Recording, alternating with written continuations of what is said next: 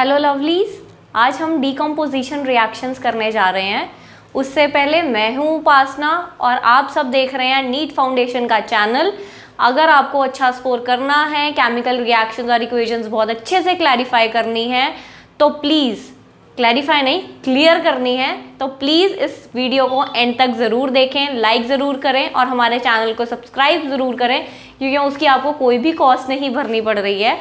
और अपने फ्रेंड्स के साथ भी ज़रूर शेयर कर देना, क्योंकि उन्हें भी फ्री ऑफ कॉस्ट इतनी अच्छी नॉलेज मिलेगी। तो आइए आज हम अपने टॉपिक पर अब हम चलते हैं। तो आज हम डीकम्पोजिशन रिएक्शंस कर रहे हैं। चलो उससे पहले पिछला थोड़ा सा रिवाइज कर लें। पिछली क्लास में हमने देखा था कि केमिकल रिएक्शंस क्या होती हैं, केमिकल इक्वेशंस क्या होती हैं, हमारे टाइप्स ऑफ रिएक्शंस हम शुरू कर चुके थे। और उनमें सबसे पहले हमने किया था कॉम्बिनेशन रिएक्शंस, अगर आपको याद हो तो। जिन बच्चों ने वो वीडियो नहीं देखी है तो पहले प्लीज़ जाकर वो वीडियो ज़रूर देख लें और हमारे चैनल को सब्सक्राइब ज़रूर कर लें, ताकि सारी वीडियोस आपको पता लगती रहे, आपको नोटिफिकेशन आती रहे। तो बच्चा पार्टी, कॉम्बिनेशन रिएक्शंस हमने जो है वो लास्ट क्लास में शुरू करी थी। तो कॉम्बिनेशन रिएक्शन अगर दोबारा से फटाफट 2 मिनट में फटाक से हम करते हैं रिवाइज कि कॉम्बिनेशन रिएक्शन में क्या था। एक रिएक्टेंट था, दूसरा रिएक्टेंट था, दोनों आपस में कंबाइन करके एक सिंगल प्रोडक्ट बना रहे थे, जिसको हमने कॉम्बिनेशन रिएक्शन बोल दिया था कि A + B गिव्स C। तो उसके बाद हमने थोड़ा सा शायद डीकम्पोजिशन रिएक्शन की भी बात करी थी। तो आज हम उसको डिटेल में पढ़ने जा रहे हैं, डिटेल स्टडी करेंगे डीकम्पोजिशन रिएक्शन की। डीकम्पोज का मतलब है बच्चों टूट जाना किसी चीज में, कि एक पर्टिकुलर हमारे पास सब्सटेंस है। मैं सब्सटेंस वर्ड यूज कर रही हूँ, आई होप दैट्स फाइन, ठीक है। तो एक पर्टिकुलर मेरे पास कोई सब्सटेंस है, उसको मैंने हीट किया, या मे बी सनलाइट की प्रेजेंस में, या मे बी इलेक्ट्रिसिटी की प्रेजेंस में, वो 2 या 2 से ज़्यादा सब्सटेंसेस में टूट गया। क्या हुआ, मेरे पास एक सब्सटेंस था, मैंने उसको एनर्जी दी, बेसिकली क्या दी, एनर्जी दी। किस फॉर्म में दी, हीट की, लाइट की, या फिर इलेक्ट्रिसिटी की फॉर्म में मैंने उसको एनर्जी दी। एज अ रिजल्ट क्या हुआ, वो एक पर्टिकुलर सब्सटेंस 2 या 2 से ज़्यादा सब्सटेंसेस में टूट गया। अभी हम एग्जांपल्स करेंगे तो आपको ये चीज़ बहुत अच्छे से क्लियर हो जाएगी। आई होप कि मैं आपके सारे डाउट्स जो हैं वो बहुत बढ़िया तरीके से क्लैरिफाई कर सकूं। कोई भी अगर आपको डाउट आता है तो आप कमेंट सेक्शन में ज़रूर डालिए, मैं अगली वीडियो में आपके उन डाउट्स को ज़रूर क्लैरिफाई करूंगी। तो आइए बच्चों देखते हैं। ये मेरे पास एक पर्टिकुलर सब्सटेंस है, फेरस सल्फेट। क्या नाम है इसका, फेरस सल्फेट। और ये फेरस सल्फेट जो है वो एनहाइड्रस फॉर्म में है मेरा यहाँ पर, और ये वाइट कलर का होता है। अब मैम ये क्या नाम ले दिया, एनहाइड्रस। एनहाइड्रस का क्या मतलब होता है, एनहाइड्रस का मतलब होता है कि वाटर मॉलिक्यूल्स वहाँ पे प्रेजेंट नहीं है, वो विदाउट वाटर मॉलिक्यूल्स है। बच्चों अब ये मेरा एनहाइड्रस फेरस सल्फेट है। जब मैंने इसको, ये जो सिंबल मैं लिख रही हूँ बच्चों इस तरह से, ये जो छोटा सा घर सा बना रही हूँ ना, छोटा सा मतलब पहाड़ सा कुछ कह लो, ये हीट के लिए मेरा सिंबल है। तो जब मैंने फेरस सल्फेट को, जो कि वाइट कलर का है, मैंने इसको हीट किया, तो हीट करते ही मेरी क्या ऑब्जर्वेशन आई। अब कुछ पीछे जाओ, कुछ याद करो कि मैम ने बताया था कि जब केमिकल रिएक्शन होता है तो वहां पे कुछ कैसे पता चलता है हमें देखने से, there may be some change in colour, कुछ ओडोर में चेंज आ सकता है, कुछ गैस लाइक हमें दिख सकता है कि कुछ एवोल्यूशन ऑफ गैस हो रही है, या कुछ प्रेसिपिटेट बन रहे हैं, समथिंग इस तरह कुछ बताया था। तो अब सबसे पहले मैंने क्या ऑब्जर्व किया कि जैसे ही मैंने इसको हीट किया, टेस्ट ट्यूब में इसको लिया मैंने, फेरस सल्फेट को मैंने क्या किया, एक टेस्ट ट्यूब में लिया। किस में लिया, रफ सी बच्चों एक टेस्ट ट्यूब बनाई मैंने, इसके अंदर क्या ले लिया, फेरस सल्फेट ले लिया, जो कि वाइट कलर का था। क्या था, वाइट कलर का था। तो बच्चों मैंने थोड़ी देर बाद ही नोटिस किया कि जैसे ही मैंने इस टेस्ट ट्यूब को बर्नर के ऊपर हीट किया, वैसे ही मैंने थोड़ी देर बाद नोटिस किया कि वाइट कलर से ना रेडिश ब्राउन कलर आ गया। क्या आ गया, रेडिश ब्राउन कलर आ गया। तो बेसिकली कलर क्या हो गया, चेंज हो गया, वाइट से रेडिश ब्राउन कलर आ गया। क्या आ गया, रेडिश ब्राउन कलर आ गया। तो बच्चा पार्टी, वो मेरा जो रेडिश ब्राउन कलर आया वो किसकी वजह से आया, क्योंकि फेरस सल्फेट जो है वो 3 उसमें टूट गया, और उनमें से जो फेरिक ऑक्साइड मेरा ये बना Fe2O3, जिसका नाम है फेरिक ऑक्साइड, क्या नाम है, यहां लिख दूं छोटा सा, फेरिक ऑक्साइड नाम है इसका। तो फेरस सल्फेट जो है वो फेरिक ऑक्साइड में टूट गया with the evolution of these two gases, sulphur dioxide and sulphur trioxide. साथ में मुझे क्या आई, गैसेस की, जैसे सल्फर, बर्निंग सल्फर की स्मेल होती है कि सल्फर जल रहा है, वो किस वजह से आई, क्योंकि ये गैसेस जो थी वो इवॉल्व हुई हैं, साथ में ये गैसेस बनी हैं, इस वजह से मुझे बर्निंग सल्फर की भी एक कैरेक्टरिस्टिक स्मेल आएगी। ठीक है, तो डीकॉम्पोजिशन रिएक्शन समझ में आया। When one substance breaks down in the presence of energy in the form of heat, light or electricity to form two or more substances is known as decomposition reaction. When one substance breaks down in the presence of heat, light or electricity, or when energy is given to it in the form of heat, light or electricity, two or more substances are formed, such type of reactions are known as decomposition reactions. तो यहाँ पे भी क्या हुआ कि एक ferrous sulphate था वो 3 चीजों में टूट गया, तो this is a very good example of decomposition reaction. बच्चों अब कहीं आप देखोगे कि फेरस सल्फेट का कलर जो है ना वो ग्रीन लिखा हुआ है, तो उससे कंफ्यूज नहीं होना, वो ग्रीन कलर किस चीज का है कि जो फेरस सल्फेट है वो इनिशियली इस फॉर्म में प्रेजेंट होता है। किस फॉर्म में प्रेजेंट होता है? इस फॉर्म में प्रेजेंट होता है, क्रिस्टल ऑफ फेरस सल्फेट। लिख लीजिए आप इसको, फेरस सल्फेट के जो क्रिस्टल्स हैं, जो व्हाइट कलर का उसका जो पाउडर्ड क्रिस्टल्स हैं, जो बेसिकली फेरस सल्फेट जिस फॉर्म में होता है क्रिस्टल्स की फॉर्म में, वो ये है फेरस। उसके साथ 7 वाटर के मॉलिक्यूल्स अटैच्ड होते हैं, वाटर ऑफ क्रिस्टलाइजेशन जो है वो अटैच्ड होता है, 7 वाटर मॉलिक्यूल जो है वो फेरस सल्फेट के साथ अटैच्ड हैं। यहाँ पे वो एनहाइड्रस फॉर्म में नहीं प्रेजेंट, वाटर मॉलिक्यूल्स उसके साथ अटैच्ड हैं। तो बेसिकली फेरस सल्फेट जो है इस तरह से प्रेजेंट होता है, क्रिस्टल्स ऑफ फेरस सल्फेट का ये जो है वो फॉर्मूला होता है। तो हम सबसे पहले क्या करते हैं, जो हम टेस्ट ट्यूब में इनिशियली ले रहे हैं ना, वो इसको लेते हैं, इसका कलर जो है वो ग्रीन होता है। फेरस सल्फेट के क्रिस्टल्स का कलर ग्रीन होता है सबसे पहले। उसके बाद जब हम इनको हीट करते हैं तो फेरस सल्फेट का मॉलिक्यूल क्या करता है, जो उसका वाटर मॉलिक्यूल्स हैं उसका वो निकल जाते हैं उसमें से। ठीक है, जो क्रिस्टल ऑफ फेरस सल्फेट सबसे पहले क्या करता है कि अपना वाटर मॉलिक्यूल जो है उनको लूज कर देता है और एनहाइड्रस फेरस सल्फेट की फॉर्म में आ जाता है। फर्दर जब हम उसको हीट और कर रहे हैं, अब हम हीट कर रहे हैं उसको बर्नर पे, तो ये फेरिक ऑक्साइड SO2 और SO3 में सल्फर डाइऑक्साइड और सल्फर ट्राइऑक्साइड में कन्वर्ट हो जाता है।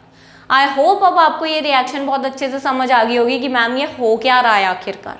ठीक है, कुछ भी नहीं, बहुत बढ़िया रिएक्शन चल रही है। ठीक है, कुछ नहीं हो रहा, क्रिस्टल्स ऑफ फेरस सल्फेट हैं जहाँ पे 7 वाटर के मॉलिक्यूल्स फेरस सल्फेट के साथ अटैच्ड होते हैं। ये ग्रीन कलर का होता है। जब हम सबसे पहले इनिशियली इनको जब हीट करते हैं टेस्ट ट्यूब में, हम इसको ले रहे हैं सबसे पहले इनिशियली। जो मैंने टेस्ट ट्यूब ली थी ना, वो बेसिकली इनिशियली ये नहीं था, वो इनिशियली ये था। सबसे पहले हम इसको हीट करते हैं तो वाटर के जितने भी मॉलिक्यूल्स हैं भैया वो वहाँ से निकल जाते हैं, एनहाइड्रस फेरस सल्फेट बनता है, जो कि कलर हमें सबसे पहले क्या दिखेगा कि ग्रीन से व्हाइट हो रहा है। उसके बाद जब हम इसको फर्दर हीट करेंगे तो रेडिश ब्राउन कलर हमें दिखेगा जो फेरिक ऑक्साइड का है, प्लस SO2 प्लस SO3। बच्चों ये आपको समझाने के लिए था, जब आप पेपर में क्वेश्चन अटेम्प्ट कर रहे हैं तो आपको इस चीज़ को रिप्रेजेंट करने की ज़रूरत नहीं है। एग्जाम में जब आप अपनी इक्वेशन दे रहे हैं ना, तो उस समय आपको डीकॉम्पोजिशन रिएक्शन का जब एग्जाम्पल देना, तो यही आप इक्वेशन देकर आइए, that is sufficient, that's it. अब एक बात, मुझे तो भैया एवोल्यूशन ऑफ गैसेस हुई, सल्फर की ना स्मेल आ रही है। खड़ा मैं चेक कर रहा हूँ कि क्या स्मेल है, चेक कर ली, अब वहाँ से निकल जाओ, बहुत देर वहाँ पे खड़ मत जाना। टॉक्सिक गैसेस होती हैं, बेहोश वगैरह हो जाओगे, दिक्कत परेशानी हो जाएगी। ठीक है, तो ये वहाँ पे खड़ के चेक ही मत करते रहना कि कौन सी स्मेल आ रही है, वहाँ से खिसक लेना, थोड़ी देर बाद उसको because both of these gases SO2 और SO3 जो है ये टॉक्सिक गैसेस है। टॉक्सिक मतलब हार्मफुल है बहुत ज़्यादा हमारे लिए, ठीक है। तो I hope this example is clear to you. अब दूसरा एग्जाम्पल हम देखेंगे डीकॉम्पोजिशन रिएक्शन का, वो है कैल्शियम कार्बोनेट। क्या है? Calcium carbonate. और कैल्शियम कार्बोनेट का जो हमारे पास कॉमन नेम आता है वो क्या आता है? लाइमस्टोन। बच्चों ये बार बार मैं कॉमन नेम्स लिख रही हूँ क्योंकि ये बहुत इंपॉर्टेंट है, कई बार एग्जाम में 1 मार्कर में आ जाता है give the formula of limestone या give the formula of slate lime and so on. हमें पता है स्लेट लाइम क्या होता है, CaOH होल टॉइस। क्या होता है स्लेट लाइम? क्या होता है slate lime? CaOH whole twice, ये होता है स्लेक्ड लाइम। क्या होता है? Slaked lime. कैल्शियम हाइड्रोक्साइड है जो, ये कैल्शियम हाइड्रोक्साइड का कॉमन नेम क्या है? Slaked lime. लाइमस्टोन क्या है? कैल्शियम कार्बोनेट, ठीक है। तुरुप तुरुप तुरुप तुप तारा रीरा, थोड़ी सी मस्ती भी होनी चाहिए, इकट्ठा पढ़ते रहोगे तो बोर हो जाओगे ना भैया, ठीक है। तो लाइमस्टोन जो है वो, उसको भी जब मैंने हीट किया तो एज अ रिजल्ट वो दो जो है वो प्रोडक्ट्स में टूट गया, कैल्शियम ऑक्साइड और कार्बन डाइऑक्साइड। कार्बन डाइऑक्साइड जो है वो गैस इवॉल्व हो गई और साथ में कैल्शियम ऑक्साइड उसने बना दिया। अब ये जो हमारा कैल्शियम ऑक्साइड है इसका कॉमन नेम बच्चों का पार्टी क्या होता है? क्विक लाइम होता है। अब जो घरों में वो सीमेंट होते हैं ना दीवारों पर, है ना, calcium carbonate is very important component of that system. Cement जो है वो इस कैल्शियम कार्बोनेट को यूज कर कर बनता है, ठीक। Calcium carbonate is a very important component of cement. Calcium carbonate use होता है जब हम सीमेंट बना रहे होते हैं, ठीक है। तो calcium carbonate when heated gives calcium oxide plus carbon dioxide. Ferrous sulfate when heated gives ferric oxide plus sulfur dioxide and sulfur trioxide. Similarly जब हम lead nitrate को हीट करते हैं, when lead nitrate is heated, two molecules of lead oxide along with the formation of nitrogen dioxide and oxygen gas, ये product जो हैं वो बनते हैं जब हम लेड नाइट्रेट को हीट करते हैं। when lead nitrate is heated क्या क्या बन रहा है? when lead nitrate is heated, lead oxide, nitrogen dioxide and oxygen gas are formed. तो ये बच्चों बहुत ही कैरेक्टरिस्टिक एग्जांपल्स हैं आपके जो हैं डीकॉम्पोजिशन रिएक्शन के। अब आपको इसको अटेम्प्ट कैसे करना है मैं वो भी बता देती हूँ। इन केस अगर आपको डीकॉम्पोजिशन रिएक्शन का ही क्वेश्चन आता है तो आप इनमें से कोई भी 2 एग्जांपल्स दे सकते हैं। हीट का अगर आपको क्वेश्चन आता है तो कुछ भी आपको नॉर्मल क्वेश्चन आएगा कि व्हाट आर डीकॉम्पोजिशन रिएक्शन, तो आप इनमें से कोई भी 2 एग्जाम्पल जो है वो दे सकते हैं। बट अभी डीकॉम्पोजिशन रिएक्शन जो है वो खत्म नहीं हुए हैं। ये तो हमने देखा कि हीट से जो है वो डीकॉम्पोजिशन हो रही है, बट मैंने अभी स्टार्टिंग में क्या बोला? बाय यूजिंग हीट, लाइट और इलेक्ट्रिसिटी। एनर्जी किसी भी फॉर्म में दे सकते हैं हम, हीट, लाइट और इलेक्ट्रिसिटी। ये जो बला लिखी हुई है इस पर भी अभी मैं आऊंगी, इसको अभी ज़्यादा ध्यान से मत देखो। तो अगर सपोज करो मेरे पास सिल्वर क्लोराइड है, क्या है? सिल्वर क्लोराइड है। मैंने सिल्वर क्लोराइड को in the presence of sunlight,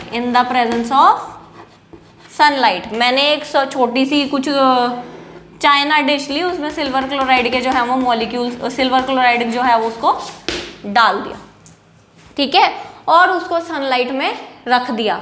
तो थोड़े टाइम बाद हम क्या ऑब्जर्व करेंगे कि मेरा जो है वो सिल्वर मेटल बन जाएगा with the evolution of Cl2, Cl2. तो when silver chloride is bought or kept in sunlight, ठीक है, as a result silver metal is formed with the formation of chlorine gas. Chlorine gas जो है वो evolve हो रही है और साथ में क्या हो रहा है? सिल्वर क्लोराइड जो है वो सिल्वर मेटल बना रहा है। क्लियर है? कोई डाउट है तो प्लीज कमेंट सेक्शन में डालते रहना भैया, शर्म मत करना। सिमिलरली अगर सिल्वर क्लोराइड की जगह मैं सिल्वर ब्रोमाइड लेती यहाँ पर, सेम वही सनलाइट जो है उसको सनलाइट की प्रेजेंस में, तो क्या हो जाता है यहाँ भी वो सिल्वर प्लस ब्रोमीन गैस जो है वो बाहर निकल जाती। तो this is the example of decomposition reaction in the presence of sunlight, in the presence of sunlight. अब मैम इलेक्ट्रिसिटी पे आप नहीं आए, इलेक्ट्रिसिटी की प्रेजेंस में, इलेक्ट्रिसिटी की प्रेजेंस में जो बहुत ही एक अच्छा हमारे पास एग्जांपल आता है that is the electrolysis of water, जो कि एक फुल फ्लेज हम अलग क्लास में जो मैं आपको समझाऊंगी। अभी के लिए इलेक्ट्रिसिटी की प्रेजेंस में that is the electrolysis of water, जो हम एक अलग क्लास में पूरा फुल फ्लेज चैप्टर करेंगे, चैप्टर नहीं करेंगे सॉरी, चैप्टर तो हम कर ही रहे हैं, टॉपिक करेंगे, ठीक है। तो this was in the presence of sunlight, silver chloride, sunlight, silver plus Cl2, silver bromide, sunlight, silver plus Br2, ठीक है। किसी भी चाइना डिश में मैंने ली, चाइना डिश में मैंने क्या किया, इनमें से कुछ भी डाला, सिल्वर क्लोराइड डाला, तो थोड़ी देर बाद वो डीकम्पोज करके सिल्वर और Cl2 बना देगा। अब बच्चों एक डीकॉम्पोजिशन रिएक्शन की यहाँ तक मैं बात कर चुकी हूँ, कहानी खत्म हो गई। अब हमने देखा कि डीकॉम्पोजिशन रिएक्शन जब मैंने करवा रही थी, हो रहे थे जब डीकॉम्पोजिशन रिएक्शंस, तो उनमें एनर्जी लग रही थी। क्या लग रही थी? एनर्जी लग रही थी। लग रही थी या नहीं लग रही थी? किस फॉर्म में लग रही थी? May be in the form of heat, light या फिर इलेक्ट्रिसिटी। यही मैंने कहा कि जब डीकॉम्पोजिशन रिएक्शन होंगे तो उन्हें एनर्जी चाहिए होगी इन रिएक्शंस को होने के लिए, either in the form of heat और लाइट और इलेक्ट्रिसिटी। यही बात मैंने आप बच्चा पार्टी को अभी अब यही समझाया था। अब तो कुछ रिएक्शंस पर ऐसे होते हैं कि जब वो हो रहे होते हैं तो एनर्जी रिलीज हो जाती है। समझे इस बात को कि जैसे डीकॉम्पोजिशन रिएक्शंस हैं, जब ये हो रहे थे तो इनको एनर्जी होने के लिए चाहिए थी, ठीक है, कि मेरे को कुछ काम करना है उसके लिए मुझे एनर्जी चाहिए। बट कुछ ऐसा रिएक्शन हुआ कि जब वो हुआ तो एनर्जी रिलीज हो गई, ठीक है। तो इसी बेसिस के ऊपर कुछ रिएक्शंस ऐसे हैं जिन्हें होने के लिए एनर्जी चाहिए, either in the form of heat, light और इलेक्ट्रिसिटी, और कुछ रिएक्शंस ऐसे हैं जिन्हें होने के लिए एनर्जी, जब वो होते हैं तो एनर्जी रिलीज होती है। वो एनर्जी या फिर हीट जो है वो इन द फॉर्म हीट, जो हीट है एनर्जी की फॉर्म, उसको इवॉल्व कर देते हैं। तो दो टाइप के रिएक्शंस इस बेसिस के ऊपर हमने कैरेक्टरिस्टिक्स, दो टाइप के इस तरह के हमारे पास इस बेसिस के ऊपर दो तरह के हमारे रिएक्शंस आते हैं, और उन रिएक्शंस को हमने डिवाइड कर दिया है एंडोथर्मिक और एक्सोथर्मिक रिएक्शंस। बच्चों हो सकता है आपने पहले भी नाम सुना हो, बहुत ही इजी क्लास है रिएक्शंस की। Endothermic and exothermic reactions. Endo मतलब अंदर जाना, एक्सो मतलब बाहर जाना। तो ऐसे रिएक्शंस, थर्मिक तो आपको पता ही है थर्मल के लिए यूज हो रहा है, हीट वर्ड के लिए यूज हो रहा है, ठीक है। तो ऐसे रिएक्शंस जिनको करने के लिए एनर्जी की जरूरत होती है, either in the form of heat, light और electricity, they are referred to as endothermic reactions. Reactions in which heat is gained so as to perform the complete reaction, की रिएक्शन होने के लिए हीट की ज़रूरत है, एनर्जी की ज़रूरत है, heat is form of energy, right. तो ऐसे रिएक्शंस को हम एंडोथर्मिक रिएक्शंस बोलते हैं। Reactions in which heat is gained, such reactions are known as endothermic reactions.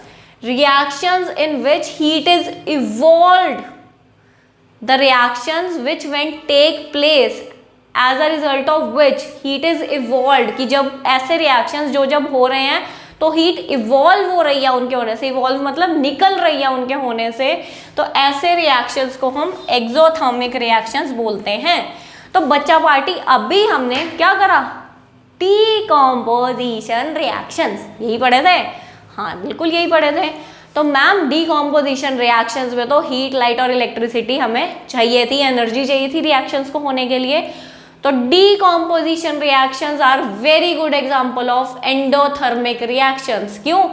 ऐसे रिएक्शंस भैया हमने बोला कि जिनको एनर्जी चाहिए either in the form of heat, light और इलेक्ट्रिसिटी, रिएक्शन अकम्प्लिश करने के लिए, कंप्लीट होने के लिए उनको एंडोथर्मिक रिएक्शंस बोलते हैं। तो डीकॉम्पोजिशन रिएक्शन में बच्चा पार्टी वही तो हो रहा है कि वो एनर्जी गेन कर रहे हैं तभी वो टूट रहे हैं। अगर मान लो मैं फेरस सल्फेट के क्रिस्टल्स को हीट ही ना करती तो रिएक्शन ही ना होता, बिना एनर्जी दिए रिएक्शन ना होता। मैं लेड नाइट्रेट को हीट ना करती तो रिएक्शन ना होता, सिल्वर क्लोराइड को सनलाइट में ना रखती तो रिएक्शन ना होता। ठीक है, तो ऐसे रिएक्शंस जिनको कंप्लीट होने के लिए, अकम्पनिश होने के लिए एनर्जी की जरूरत है, रिक्वायरमेंट है, उनको हम एंडोथर्मिक रिएक्शंस बोलते हैं। और इनका बहुत ही बढ़िया एग्जांपल है डीकॉम्पोजिशन रिएक्शंस। अगर आपको एंडोथर्मिक रिएक्शंस आते हैं तो आप इनकी डेफिनेशन दीजिए और डीकॉम्पोजिशन रिएक्शंस में से कोई भी एग्जांपल उठाकर इनमें घुसा दीजिए।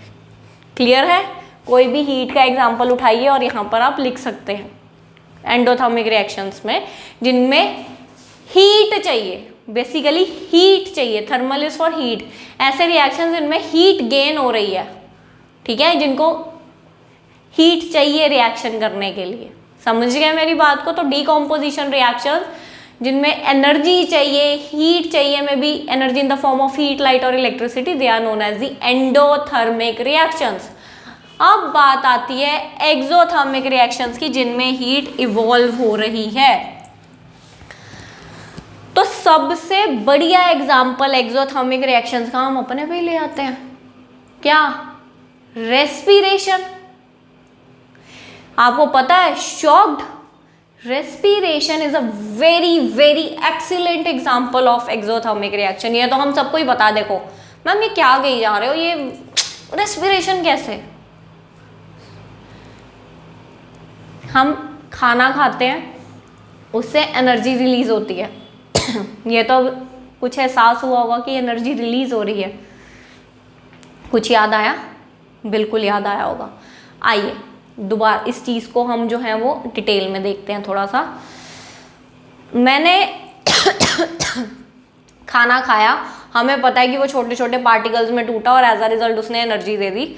ये बात जो है हम बायो में जो है वो और ज़्यादा डिटेलिंग में जाएंगे। अभी के लिए क्या है, सपोज मैंने खाना खाया, राइस पोटैटो वगैरह मैंने कुछ भी खाया, तो वो जो है कार्बोहाइड्रेट्स हैं। Rice are very good source of carbohydrates, हमें पता है। तो एज अ रिजल्ट क्या हुआ, वो कार्बोहाइड्रेट्स जब हमने खाए तो वो ग्लूकोज में कन्वर्ट हो गए। ठीक है, वो ग्लूकोज में कन्वर्ट हुए। उसके बाद क्या हुआ, ग्लूकोज जो है वो फर्दर जो है वो उसकी ब्रेकडाउन हुई। ग्लूकोज की हमारे सेल्स में जो है वो ऑक्सीजन प्रेजेंट होता है। ग्लूकोज जो है हमारे सेल्स में ऑक्सीजन के साथ जाके कंबाइन हुआ और एज अ रिजल्ट क्या हुआ, जब ग्लूकोज हमारे सेल्स में जाकर कंबाइन हुआ ऑक्सीजन के साथ, तो एज अ रिजल्ट कुछ रिएक्शन हुआ और उसने एनर्जी दे दी। तो वो आइए देखते हैं कि वो क्या रिएक्शन हुआ। ये मेरा रेस्पिरेशन का एग्जाम्पल है कि ये मेरा ग्लूकोज का बच्चा पार्टी एग्जाम्पल है कि ग्लूकोज का फॉर्मूला क्या होता है, C6H12O6। ये ग्लूकोज जो है, जो कि कार्बोहाइड्रेट से क्या हुआ था, कार्बोहाइड्रेट से ग्लूकोज बने थे, जो कि कार्बोहाइड्रेट्स किस में थे, मेरा राइस पोटैटो वगैरह में। तो वो ग्लूकोज जाके सेल्स में जो ऑक्सीजन पड़ा है उसके साथ कंबाइन हो गया।